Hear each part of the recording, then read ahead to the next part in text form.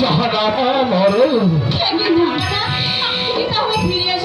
ফিরে এসেছি জাহানারা, ফিরে এসেছি। কিন্তু আমাদের এই বেঁচে থাকার চাইতে লড়াই যে আমাদের অনেক ভালো। প্রজারা আমাদেরকে ঘৃণা করে, আমার এই অপয়ামক দর্শনে ওদের অন্ন যেতে না। তাই তো মনের দুঃখে ওই গহীন বনে গিয়েছিলাম প্রাণ বিসর্জন দিতে। জানো জাহানারা, আমি যখন প্রাণ বিসর্জন দিতে অগ্রসর হই, হঠাৎ মণিবরের ধ্যান ভঙ্গ করে দিই আমি। মণিবর আমাকে অভিশাপ দিয়ে বলে, আমি পুত্র সুখে অনুতাপ করবো। আমি পাগলের মতো হেসে বলি, আমাদের কোনো সন্তান নেই। মণিবর তখন কি বলেছে জানো? মণিবর বলেছে আমাদের সন্তান হবে, পুত্র সন্তান, চাঁদের মতো টুকুটুকে পুত্র সন্তান হবে। হ্যাঁ জাহানারা, কিন্তু মণিবর আরো একটি কথা বলেছে। কি বলেছে? যে কথা শুনলে তুমি স্থির থাকতে পারবে না জাহানারা। না না, আমাকে শুনতেই হবে জাহানারা। বলুন বলুন, মণিবর কি কথা বলেছে? মণিবর বলেছে আমাদের সন্তান এই পৃথিবীতে ভূমিষ্ঠ হওয়ার ঠিক যেই দিন 12 দিন বয়স পূর্ণ হবে, সেই দিনই 12 বছরের যুবতী কন্যার সাথে তার বিবাহ দিতে হবে। শুধু তাই নয় জাহানারা, ওই রাত্রে আমাদের সন্তান এবং আমাদের পুত্রবধূকে 12 বছরের জন্য নির্বাসনে বাজাতে হবে।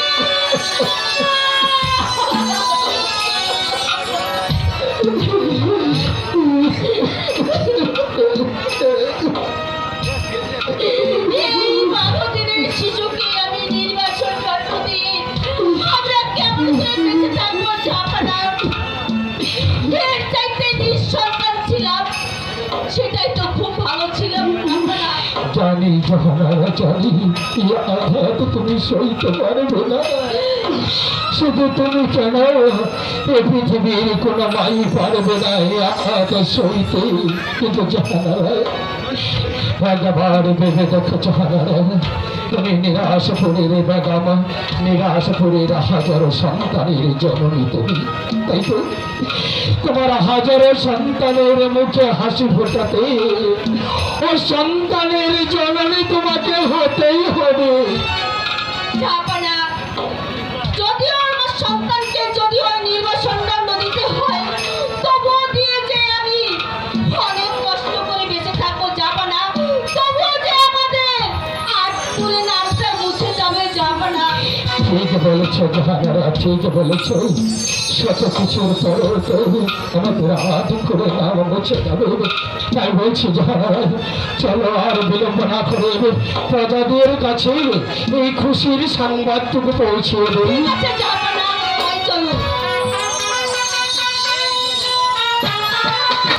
উজির আজম খোদার মেহেরবানি আর মনিবরের আশীর্বাদে আজ আমি পুত্র সন্তানের পিতা হতে যাচ্ছি।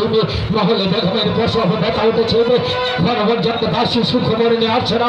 আমি যার কারণ বুঝে উঠতে পারছি না। ওই তো জাহাপনা দাসী সংবাদ নিয়ে এসেছে। জাহাপনা এসো এসো দাসীগণ, এসো, বলো তোমাদের বেগম সাহেব আর কি সংবাদ।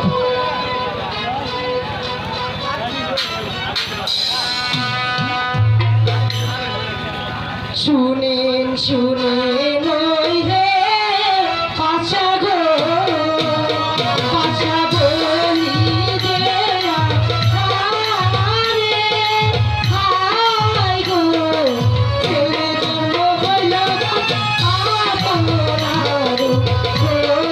সুবহানাল্লাহ, সুবহানাল্লাহ।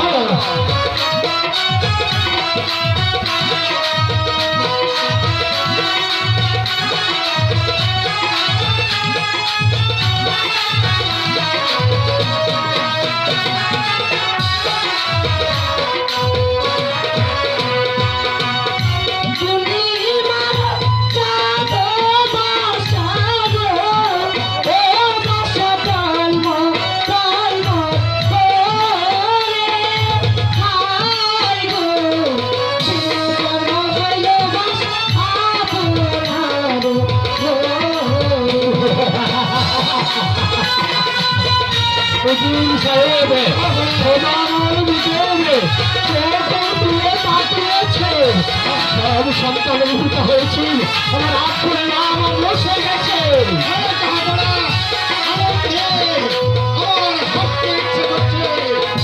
শুভ সংবাদ নিয়ে পাশা বিদায় করে মোরে আয় গো জন্ম হইল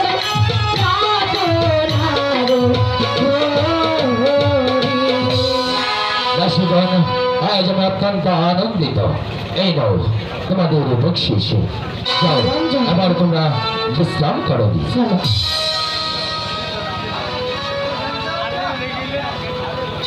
উজিরে আজম খুদার মেহেরবানি আর মনিবরের আশীর্বাদে আজ আমি পুত্র সন্তানের পিতা হয়েছি এই রাজপুর রাজ্য থেকে মুছে দিল খোদামা বাদশাহ আলী একাম্বরের আজ করে নামা হ্যাঁ যাহা পড়া আপনার আদেশে বেড়ে আমি তার ঘরে ঘরে জানিয়ে দিয়েছ আজ খুবার নাম মুছে গেছে হ্যাঁ ভাই ওজিরে তাই করতে হবে কিন্তু ওজিরে আজম ওর একমাত্র সন্তানের নাম রাখা একান্ত প্রয়োজন বলুন তো শেহজাদার কি নাম রাখা যায় যাহা পড়া আমি বলছিলাম কি যাহা পড়া আপনি একজন জ্যোতিষীকে দেখে আপনি শাহজাদার নাম রাখার ব্যবস্থা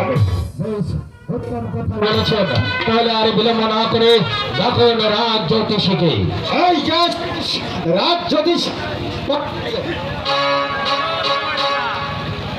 আইতে আছিস রাজ জ্যোতিষীকে সেই দরবারে পাঠিয়ে দে হরে কৃষ্ণ কৃষ্ণ হরে হরে হরে কৃষ্ণ হরে হরে হরে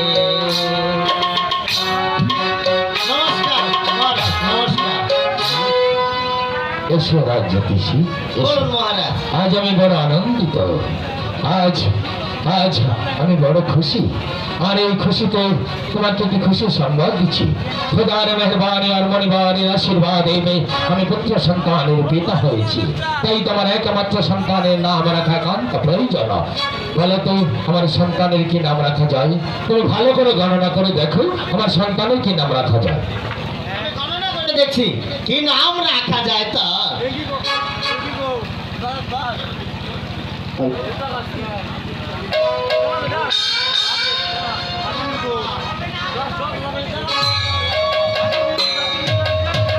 এই দেশে সরকারে বেচা খাইছেন মরে গরিব থাকে অসহায় তাই তো আমি এখন তালাশ করবেন যাই হইল কাটি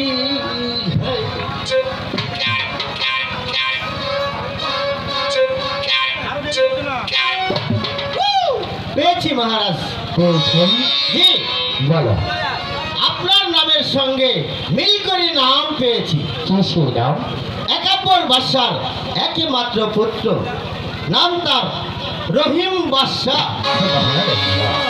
বাদশাহ আলী আকবরের একমাত্র সন্তানের নাম মোহাম্মদ আব্দুর রহিম বাদশাহ খুব সুন্দর নাম হয়েছে খুব সুন্দর নাম হয়েছে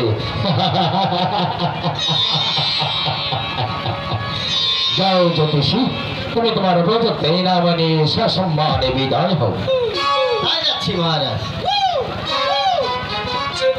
ওজিরে আজম যাবো না বাদশাহ আলী আকবরের সন্তানের নাম হচ্ছে শেহজাদা রহিম বাদশাহ আপনি কি লক্ষ্য করে দেখেছেন রাজ জ্যোতিষী কেমন খিলখিল করে হাঁটছে আমি লক্ষ্য করে দেখেছি তার মুখ হাসি ফুটেছে হাঁটছে নিরাশপুরের প্রত্যেকটা প্রজা নিরাশপুরের তরুলতামা আজ খিলখিল করে হাঁটছে আমার হাসতে ইচ্ছে হচ্ছে কিন্তু ভাই উজির যখনই মনে পড়ে যায় ওই মণিবরের কথা তখনই আমার মুখ থেকে খুশির হাসি ধীরে ধীরে বিলীন হয়ে যায় কি বলছেন যাহাপনা মণিগর এমন কি কথা বলেছে মণিগর বইয়ের কথা স্মরণ হয়ে আপনার এই সুখের বিলীন হয়ে যায় বলুন বলুন যাহাপনা মণিগরে কি বলেছে ও যুগে আজ মনে